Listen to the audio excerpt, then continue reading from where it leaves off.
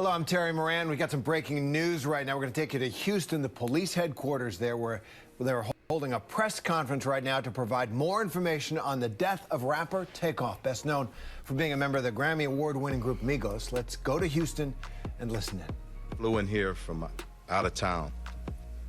I want everybody to understand the pain, the suffering of a mother. Very tough. And I told her, as we stand with any victim of violence or any homicide victim, their family, we stand with them in this city, in this police department, and everybody that's standing behind me. I want to thank our homicide unit under the direction of Commander Spears for doing great work time and time again. I'm going to speak briefly, and I'm going to turn it over to the homicide investigator Arrington. After he speaks, I'm going to get Commander Garcia to come up and translate in Spanish, and he'll go over some of the investigative parts. But let me speak to this just right. We understand and we know it. This morning at about approximately 2:34 a.m., officers received a call of a shooting in progress. Officers arrived there shortly thereafter. The location is in the downtown location, billiards, bowling alley located at 1201 San Jacinto Street here in the downtown area. Once officers arrived, they came upon a male who was deceased. That male has been identified as Kersnick Ball, better known as Takeoff. He's a member of the Migos rap group out of Atlanta. And I want to pause again because sometimes the hip-hop community gets a bad name. And I know, and evident from this city and people who I have a personal relationship, a lot of great people in our hip-hop community. And I respect them. But back to Takeoff. I got many calls from Houston and outside of Houston, and everyone spoke of what a great young man this is, how peaceful he is, what a great artist.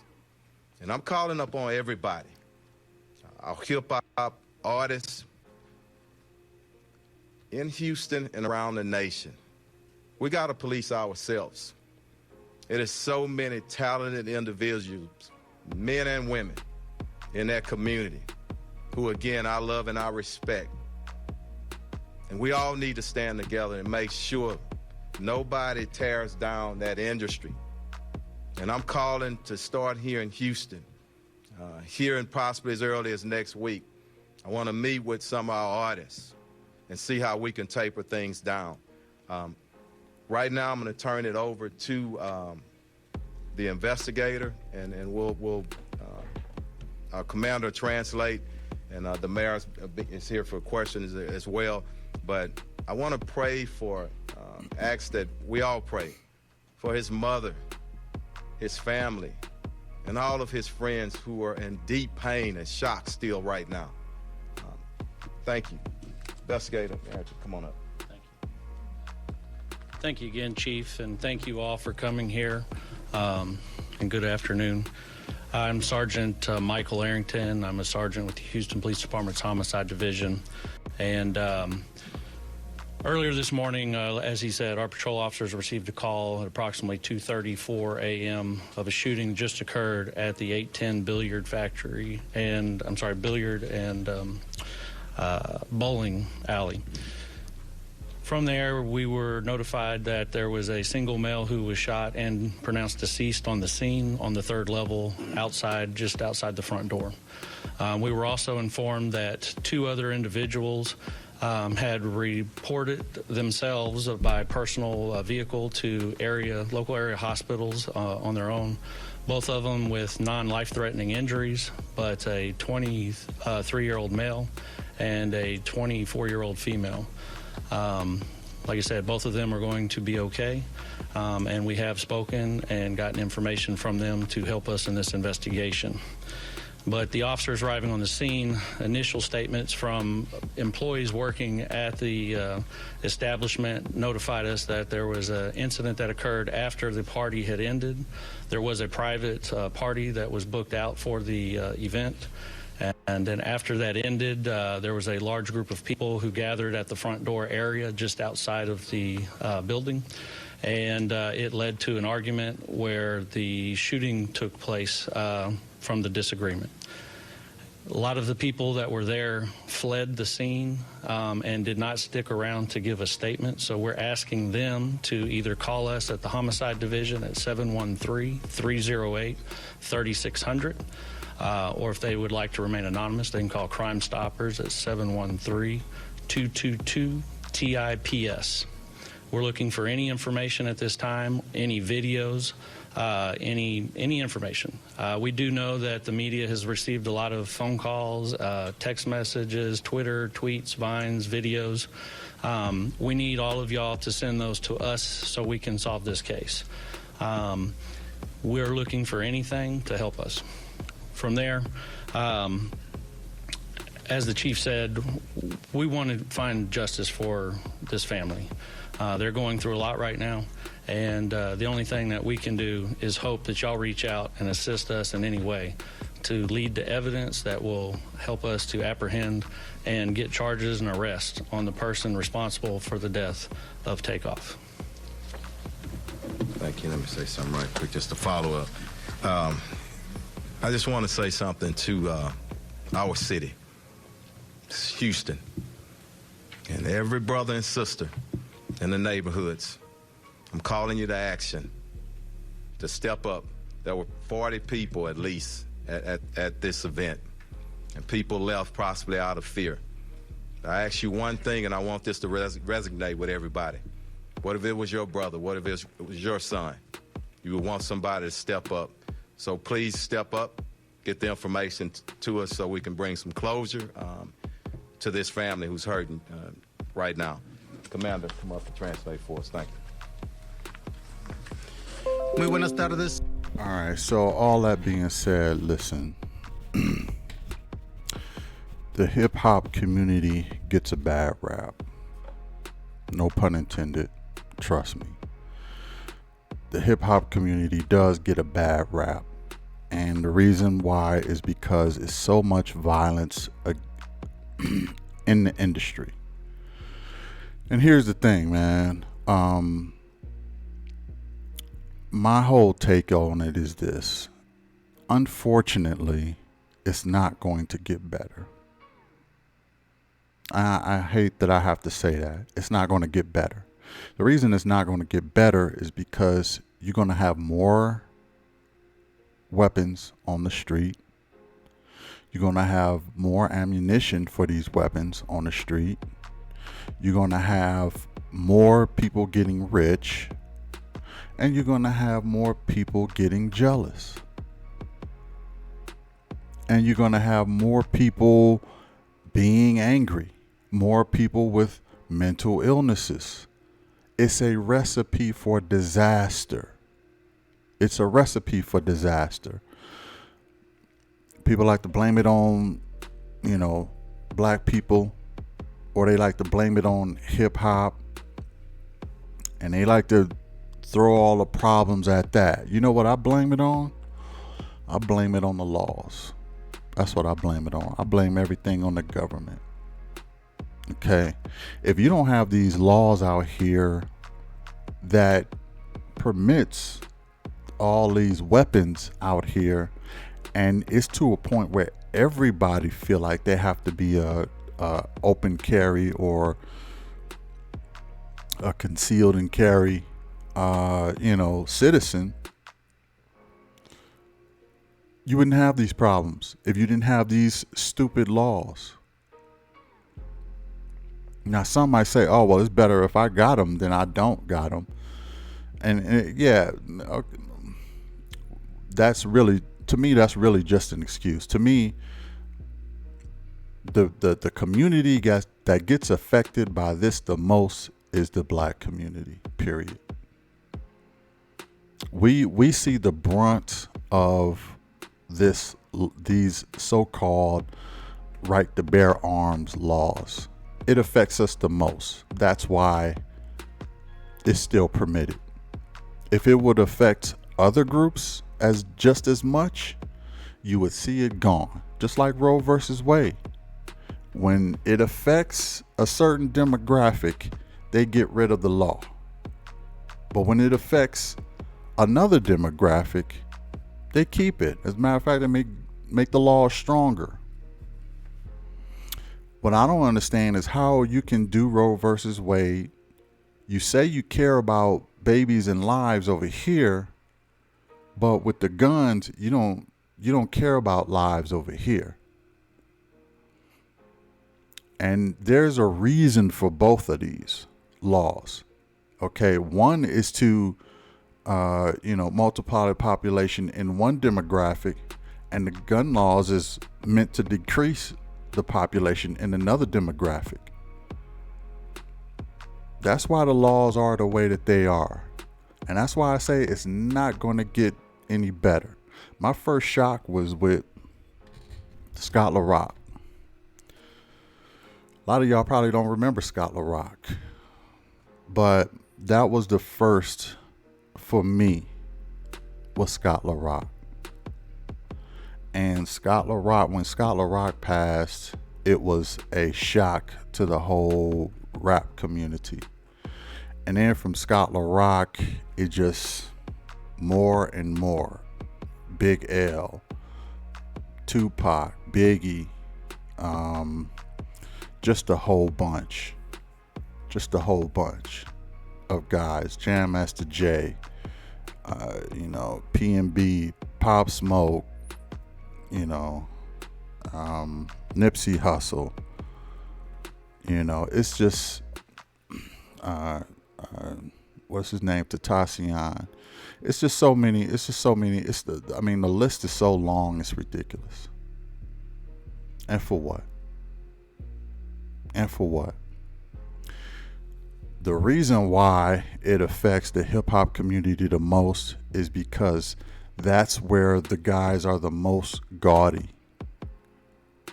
And they're the most flamboyant with their riches. And that breeds jealousy.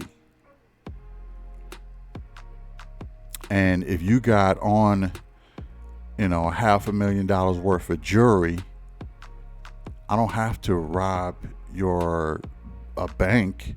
I could just take what's on you, stick them up, give me $500,000. It's a breeding ground for robberies and jealousy. Now, this was over what I understand to be a dice game at a bowling alley, at a private party. My question is, don't you got cameras? If it's a private party, don't you know the people that was in that private party? It should be easy to track who was in this private party. It should be easy to track people based on cameras that was in a somewhat a public place. It should be easy to, this is one of those crimes where I think if it don't get solved, I'm gonna really think something is fishy, because there was too many people involved. Now, another story I heard is it was actually an accident. It was friendly fire. It was one of Migos' bodyguards who was trying to protect one of the Migos. I don't know if it's Quavo or Offset or which one. I think it was Quavo. They was trying to protect Quavo. The dice game went bad. Guy tried to do something to Quavo. Quavo bodyguard, pulled out something, fired. On the other side of that was Takeoff, and he got him instead of the bad guy. I don't know. That's just secondhand information. I don't know how true that is. Obviously, I'm not in Houston. I'm not investigative, investigator or anything like that. I just heard all of this secondhand. So I heard it was a bit of friendly fire due to a misunderstanding of a dice game, and they ended up catching Takeoff instead of the bad guy or whatever the case may be. But a couple people got hurt. My question is, aren't there cameras in this bowling alley? There should be a number of cameras in this bowling alley. It should be easy to solve. If it don't get solved, I am going to start thinking that it's something suspicious going on. That's just where my mind is. But I would say this has to stop. This violence has to stop. But it's not going to stop, unfortunately. And it's not going to stop because of a number of things. Rappers are going to continue to be gaudy. Rappers are going to continue to put themselves in precarious positions. You know, they're going to continue to flaunt their wealth in front of people who have less. They're going to continue to do this stuff. They're going to continue to be put in places where, there's a lot of jealousy around them. They're going to continue to be guns on the street. They're going to continue to be more and more and more and more. There's going to continue to be more and more jealous people. There's going to continue to be more and more rich rappers. It's a recipe for disaster. We have to do better, but I don't see how it can get better. I strongly believe laws shape culture. We need to change the laws. Until those laws and those gun laws and everything get changed, you're not going to change nothing. And it's not necessarily the fault of black people. It's not necessarily the fault of rappers. It's just, if you give them the opportunity to access these weapons, you're going to help make the problem. Really, you're an accessory as far as I'm concerned. Anyway, let's look at this video. Why every time something happened to a rapper or an athlete or an entertainer or anybody of color, the first thing you niggas do is pull your fucking phones out and start recording and post that shit on the internet, man? You niggas is clowns for that shit, man. Y'all niggas is clowns for that shit, man. The last image a motherfucker wanna see is they peoples laying on the ground bleeding the fuck out, man. Niggas be having mamas, kids, grandmamas, uncles, aunties. That's some dumb shit, man. But the first thing y'all niggas do is pull your phone out. Ooh, look at such and such. Man, that shit ain't cool, man. For real, man. You niggas, that nigga just lost his life, and you niggas is trying to get likes. Tell me how that shit add up, man. You niggas, all you blog sites, y'all niggas is out of pocket, man. Y'all niggas be trying to get clickbait. You niggas is suckers, man. That man laying on the ground, he bleeding out, and niggas recording it and posting that shit on the internet, man. Y'all niggas is clowns for that shit. I'm telling you, man. This the reason why I be hating niggas, man. I'm telling you, man. It just be us. I be hating niggas, man. Shout out to fucking Takeoff, man. Rest in peace, man. Shout out to his family, man. We send our condolences to y'all for $1 million worth of game, man. Shout out to QC. Shout out to P. Shout out to Coach, to migos, everybody, man. Hold y'all head, man. But y'all niggas gotta stop that shit, man. That shit is not cool, man. Rest in peace, man. Takeoff, man. Love you, Neff. I can't hold the T. I can't go Quay. I can't go Offset. I can't call none of these niggas. Yo, the Rel. Yo, Rel.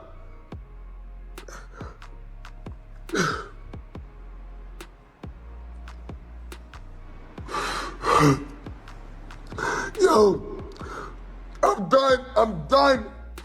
I'm done. I can't live like this no more.